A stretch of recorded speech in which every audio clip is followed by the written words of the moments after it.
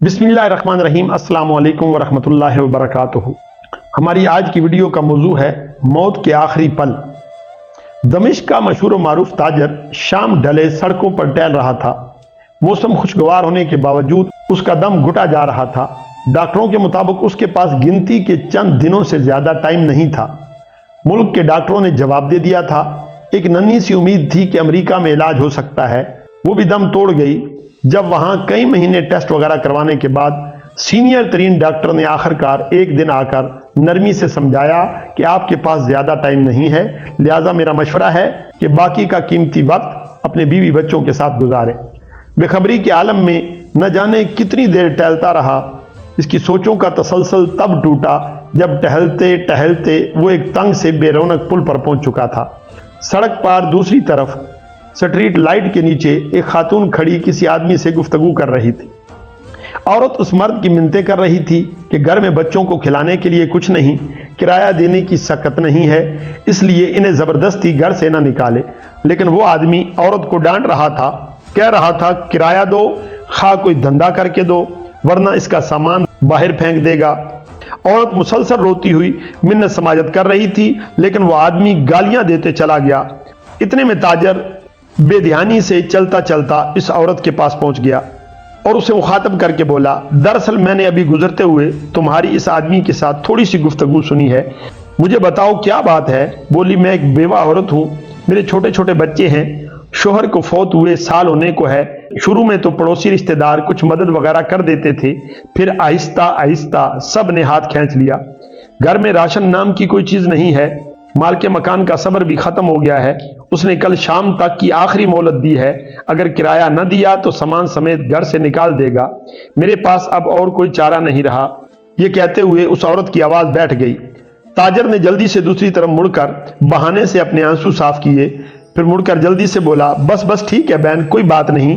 और अपनी जेबों में हाथ डाले तो पता चला कि जेबों में जो रकम है वो ना होने के बराबर है, क्योंकि जिस आलम में वो निकला था उसे तो होश ही नहीं था। उसने खातून से कहा, फिलहाल ये रखो और मुझे अपना एड्रेस बताओ, फिक्र करने की कोई जरूरत नहीं है, अपने घर जाओ, इंशाअल्लाह सब ठीक हो जाएगा।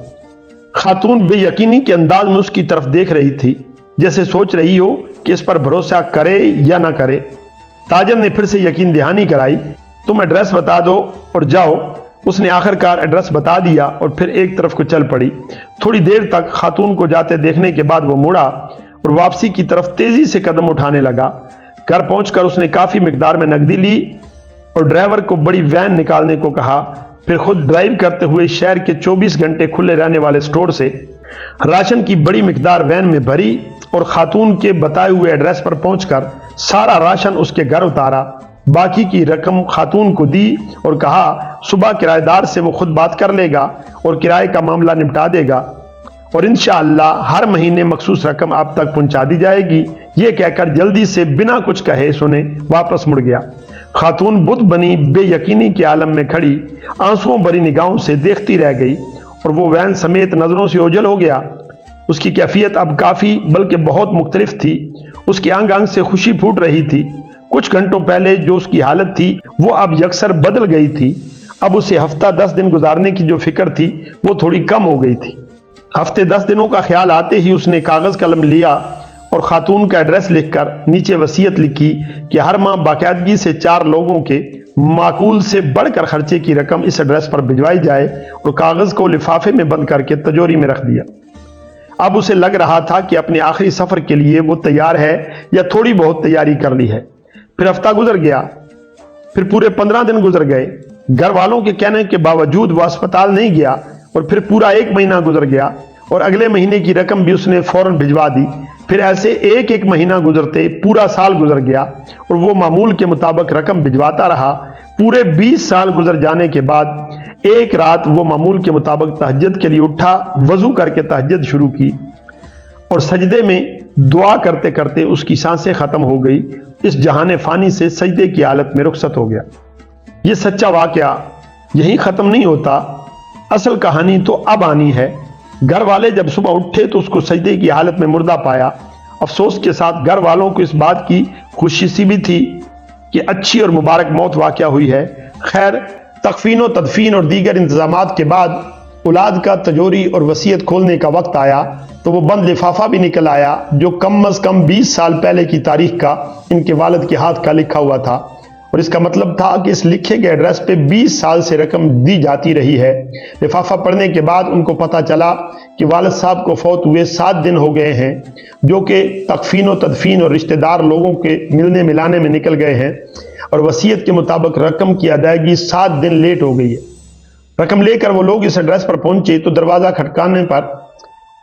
खटखटाने पर औरत बाहर आई जो कि अब 50 से ऊपर की हो चुकी थी। दुआ सलाम के बाद ताजर के बड़े लड़के ने खातून से मुअद्दब अंदाज में कहा, हम आपको वालिद साहब की तरफ से माहाना मखसूस रकम है वो देने आए हैं और माजरत चाहते हैं कि रकम की अदायगी 7 दिन लेट हो गई है। वो असल में खातून जल्दी से बोली, अरे नहीं कोई बात नहीं, आपके वालिद साहब के हम पर बहुत एहसानात हैं, आप लोग मेरी तरफ से वालिद साहब को बहुत बहुत शुक्रिया बोलिएगा और इन्हें बताइएगा कि हम हमेशा इन्हें दुआओं में याद रखते हैं और रखेंगे, और मेरी तरफ से आदाब के साथ इन्हें बताइएगा कि अब इन्हें रकम भेजने की ज़रूरत नहीं है। बेटा हैरानगी से बोला, क्यों नहीं है ज़रूरत रकम की?